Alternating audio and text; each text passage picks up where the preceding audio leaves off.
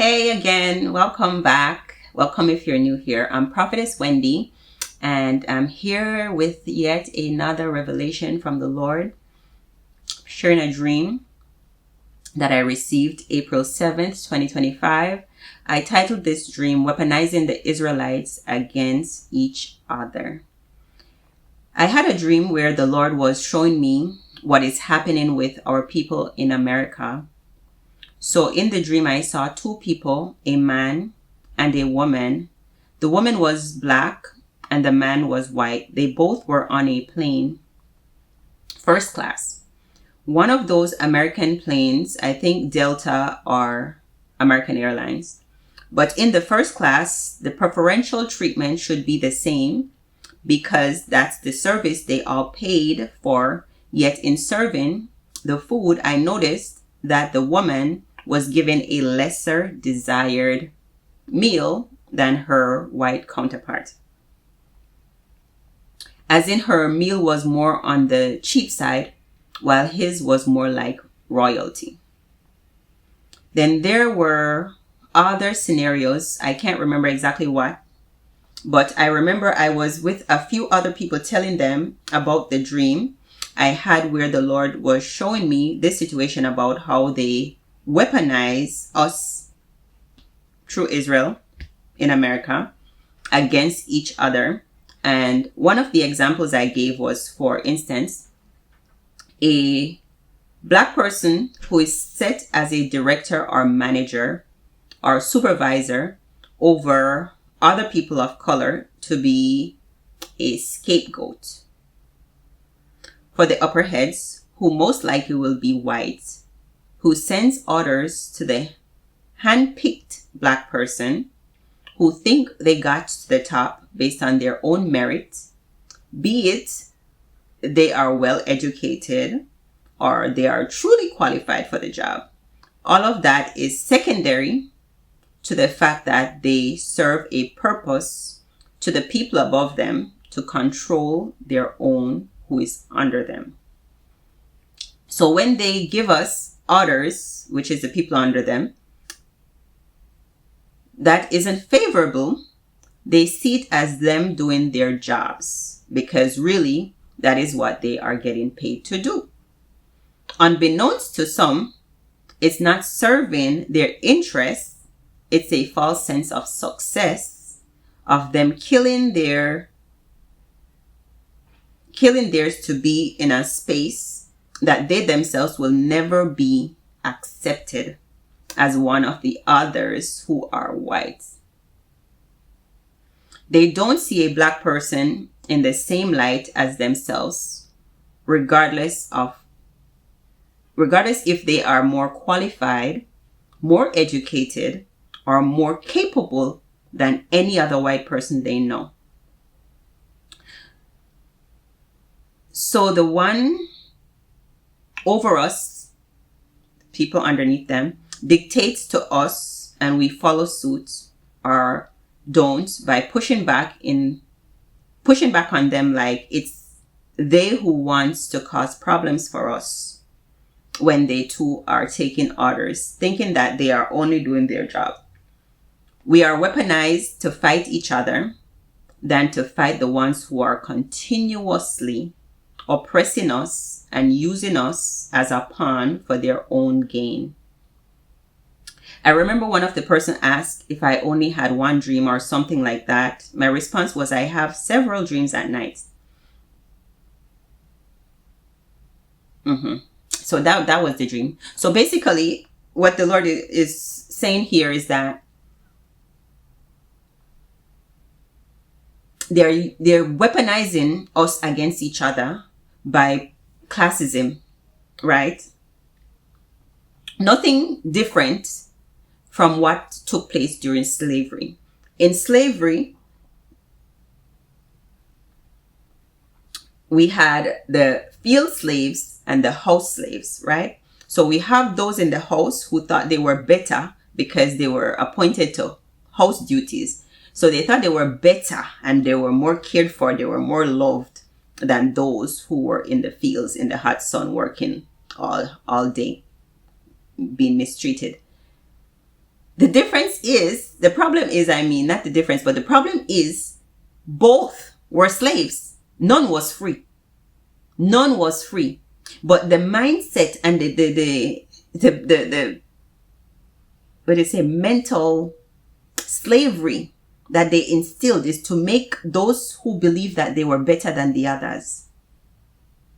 They used them as a weapon to tell on the ones outside because they thought they were good with Massa. Because they're in Massa's house. Perhaps being treated a little bit different, but nonetheless they were still slaves, right? So Massa wouldn't bother to be the overseer over the slaves outside. You know why? Because why do that when you have the slaves inside who's willing to sell out his brothers and his sisters for a little extra meal, for a little favoritism? Mind you, they're still what? Slaves. Right? So both are slaves, but one slave is fighting against the other. Not to mention when they used to do, I think it was Friday night fighting, where slaves were being auctioned off as slaves. The men, they were fighting each other, right? Because they didn't have a choice.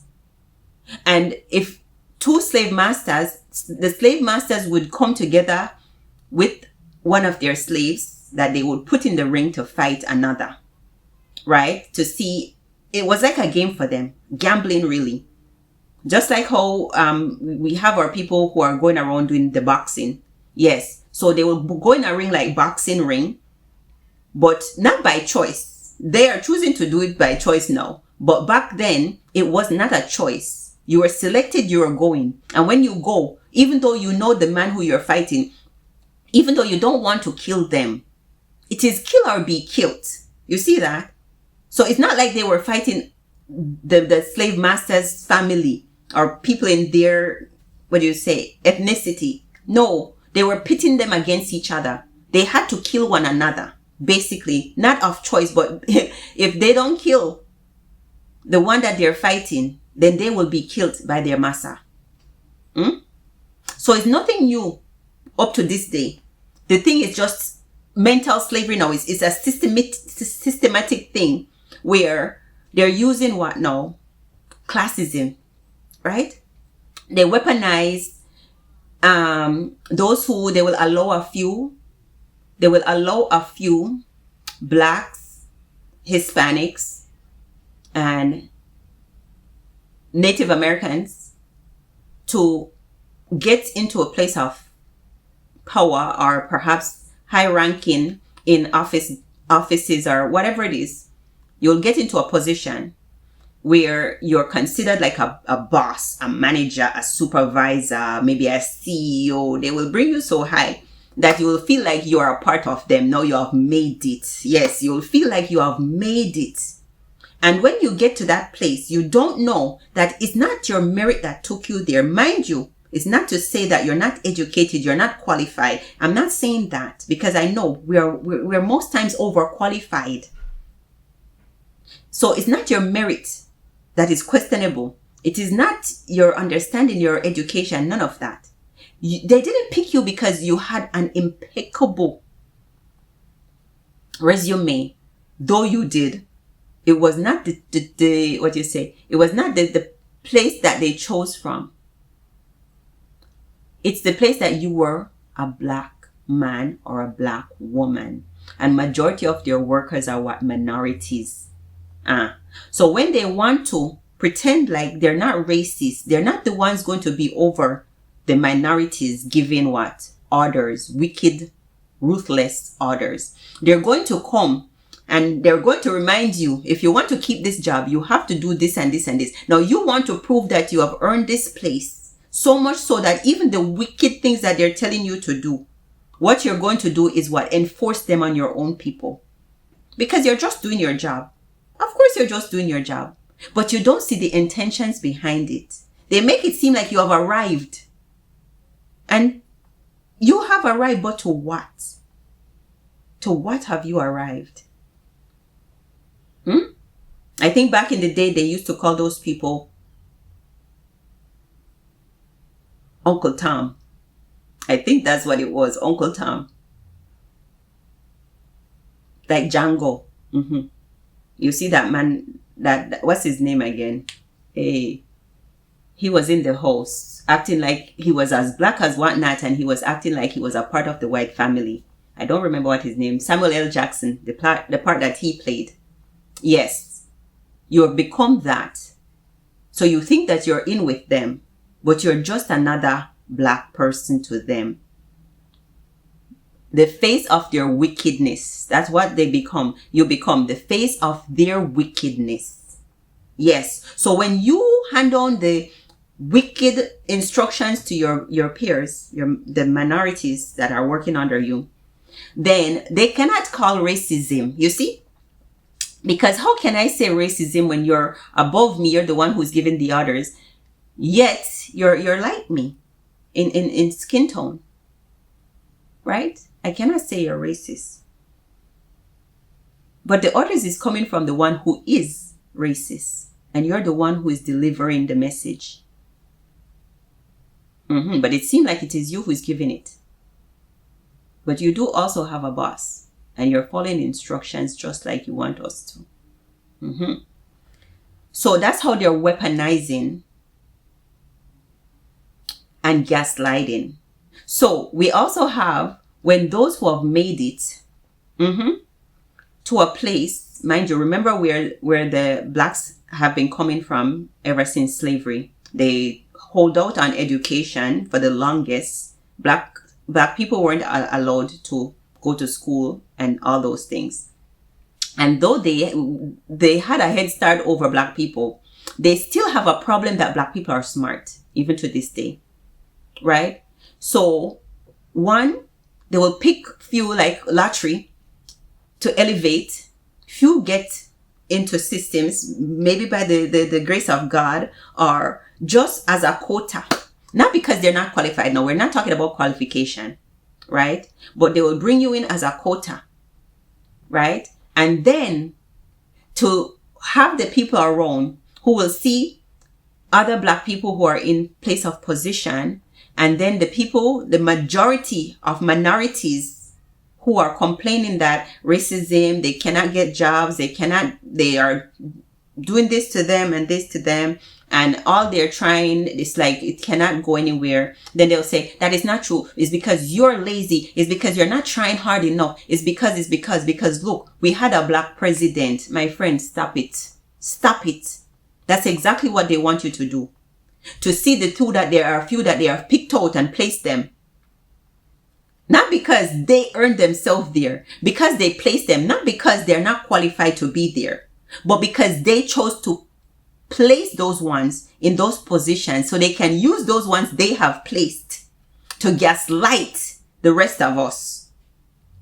To say that it's us who need to pull our bootstrap up. It is us who need to work harder. If you just work harder, if you just do this, if you just do that, if you change your hair, if you change your skin color, if you change the attire you wear, if you just refuse to be yourself, if you change your whole identity, then maybe you could be seeming like how we think you should be. Everything that a black person does is a problem for a white person. If you wear your hair the way it was made to wear, you become what? A hoodlum. You're stereotyped to be something you're not. If you wear your clothes in the way you prefer to wear it, being your authentic self, you cannot do that because you have to be the stereotype they want you to be. Mind you, you become everything they told you to become. So you can fit in. So you could have a better shot at life. And then guess what?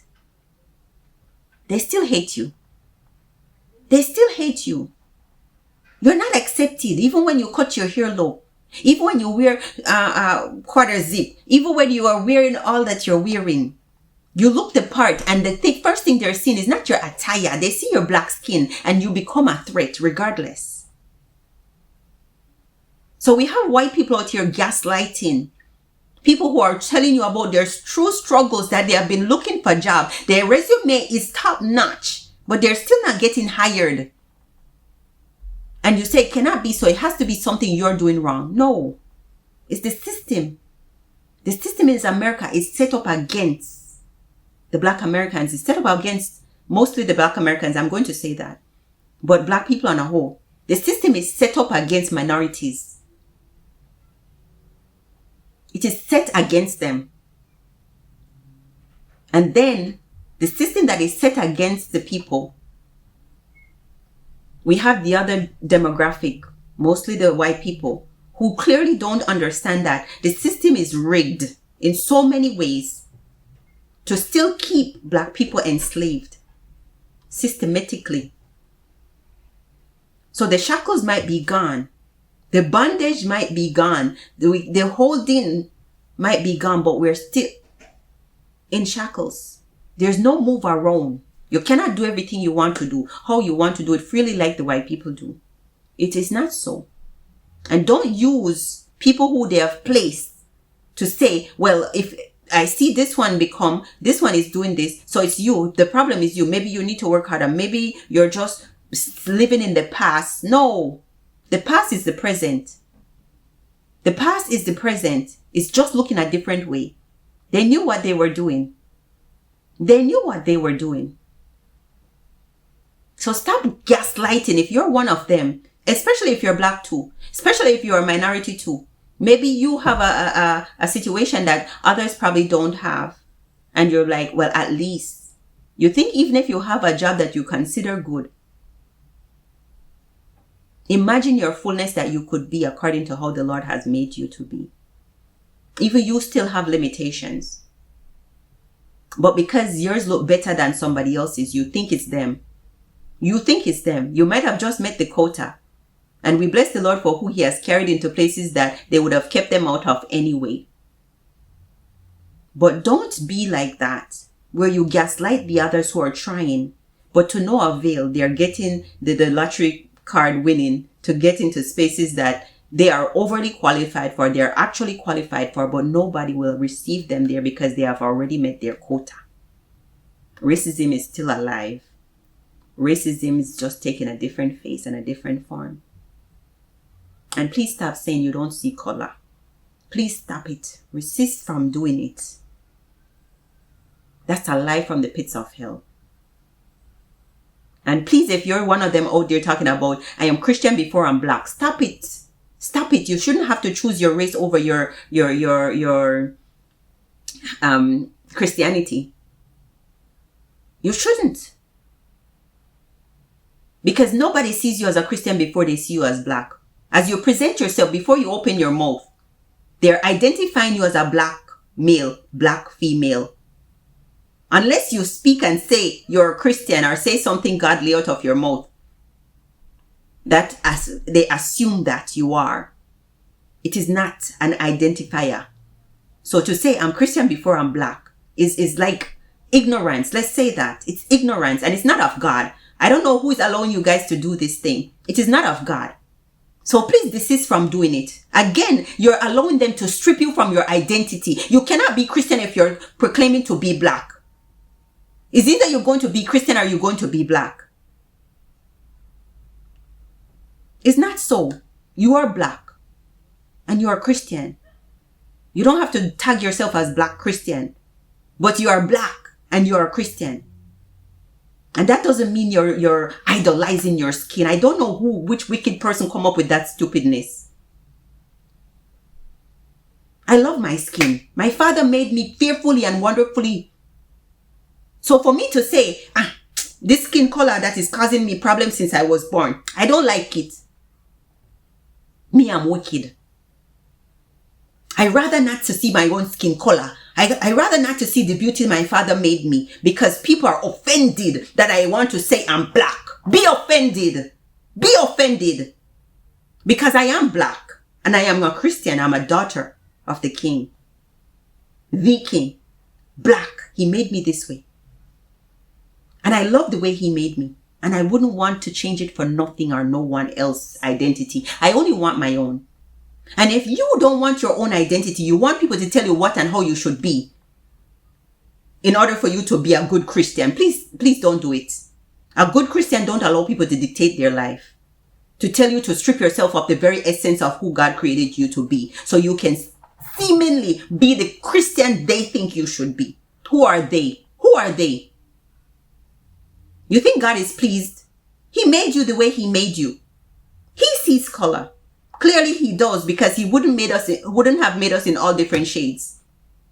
So you not appreciating the shade because the other people, they don't have to say I'm white before I'm Christian, or I'm Christian before I'm white. They never have to struggle with their identity because nobody stripped it from them. Nobody's fighting them daily because of the skin color they have. Nobody. But we get fight all the time for something we have no part in. We didn't consign with God and say, hey, please, I beg, make me white, make me black, let me brown, make me whatever color he chooses. We didn't have any part in saying it. So why should we be ashamed? Why should we be ashamed because people hate that we got the color we got? Why should we be ashamed? I'm not ashamed of being black. You shouldn't be ashamed of being black. You shouldn't let anyone convince you to strip yourself of your own identity to appease them. God is not in agreement with that. So if you have been doing that, desist. Love yourself. Love the identity he gave you. Love yourself. Love the way he created you in all ways, all of it. I like my broad forehead. I like my broad nose. Yes, my head is proportionate to my forehead and my nose. I wouldn't change anything about myself. I will not cut and slice and dice. I will not do it. There's a reason why he created me the way he created me. Love yourself.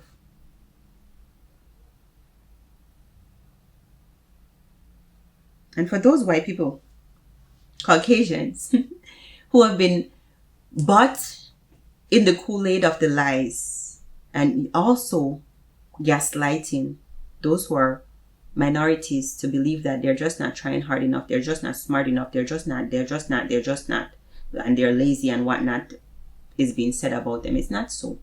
It is not so. It is not so. And the more you convince yourself of the lie, you're just as wicked as the people who created it.